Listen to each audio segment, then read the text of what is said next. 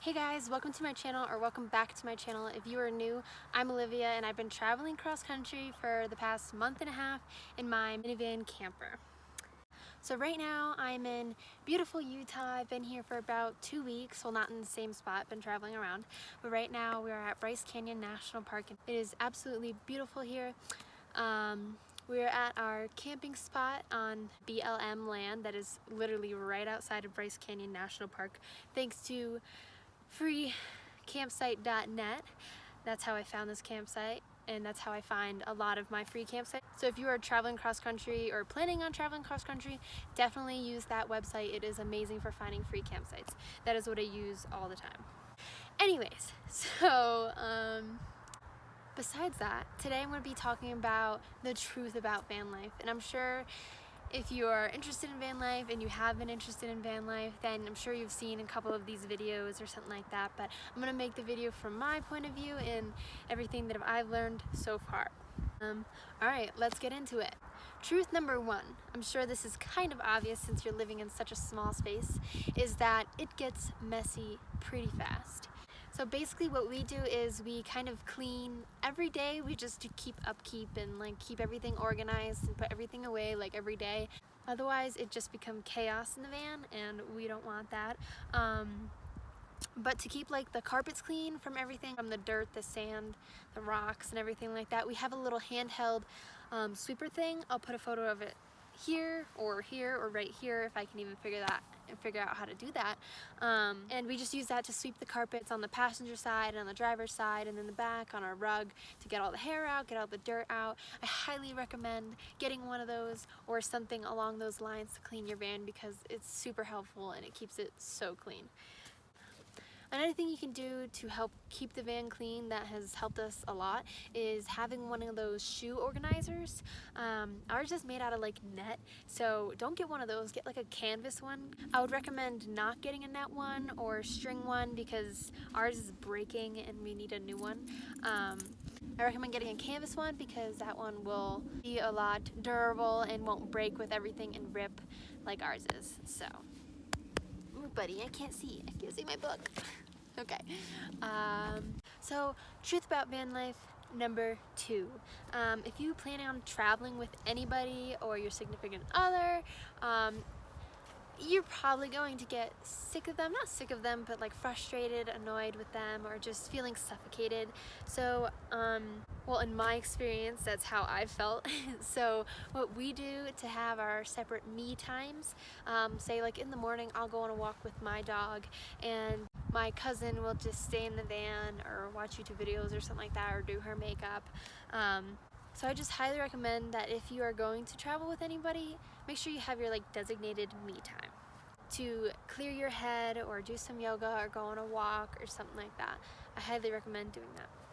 Truth about van life number three. If you are a girl, or a guy, you probably have to pee in the middle of the night. So if you're stealth camping, say in a Walmart parking lot, or you're just camping and you don't want to get out of your car to go pee in the darkness where all the bears are, I highly recommend getting like a container with a screw on top. Like right now we're using an old cashew jar that has a screw on top, and so we pee in that at night when we really have to go, and then we dump it out in the morning, say in the woods away from everybody or anything, or we dump it in a toilet. Truth about van life number four. Get used to being dirty. Most of the time we don't really have access to showers unless we stay in a motel, which sometimes we occasionally stay in motels if it's going to be really cold, like if it's going to be 25, 24 degrees, because if it gets that cold in the van, it's unbearable. Like we could barely sleep. It's just like we're up half the night and we're just freezing our ass off.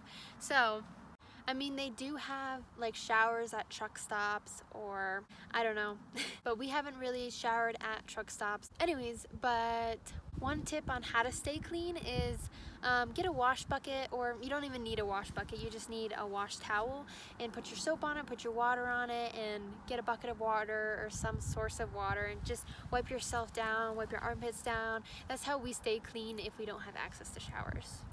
Or you can use baby wipes. That's another thing that we use a lot if we're feeling a little dirty after a hike or something like that. So get used to being dirty. Truth about van life number 5. It's a little rough sometimes, but it is totally worth it. What I mean by rough is that sometimes, say you're extremely cold at night or you're really hot at night. Here in Utah, we've been really cold the past couple of nights, like freezing our toes off, and we're bundled up in 3 layers of pants and 3 layers of shirts just because our van isn't insulated really. All we have for insulation is our curtains, which is like a thin fabric, so it doesn't really do anything. If you're traveling alone and going to a colder climate, I recommend getting a really nice sleeping bag, like a negative 30-degree sleeping bag, or have tons of blankets and or a person and or an animal to keep you warm, because otherwise you might get really cold.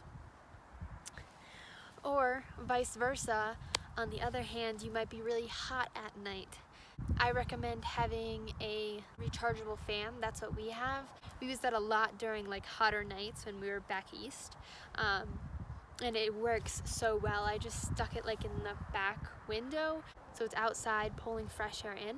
So you can do that if you're gonna be in a hotter climate, and if you're gonna be in a colder climate, make sure you have all the blankets, all the people or animals you need, or a really nice sleeping bag or good insulation.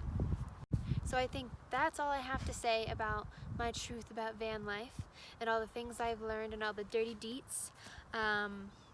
I hope you guys enjoyed this video, and I hope you guys learned something from it.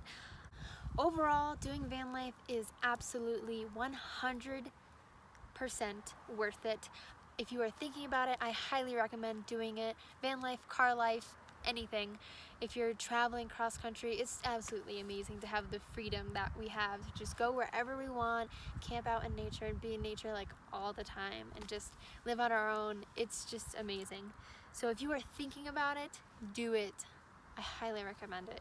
It's so far, with my month and a half, I've had an amazing time traveling all over the place. So if you enjoyed this video, please like and subscribe. Leave a comment down below or questions or anything. I'd love to hear from you guys and what you want to know about the van or anything else about van life. If you are looking for a tour of my van, I do have a video up on my channel. My minivan / camper / tiny home tour. Please go check that video out. Along with that video, I do have other videos, say a day in the life, van life, and how I built my bed platform. Please like and subscribe. I will much appreciate that, and I will see you guys in the next one. Bye.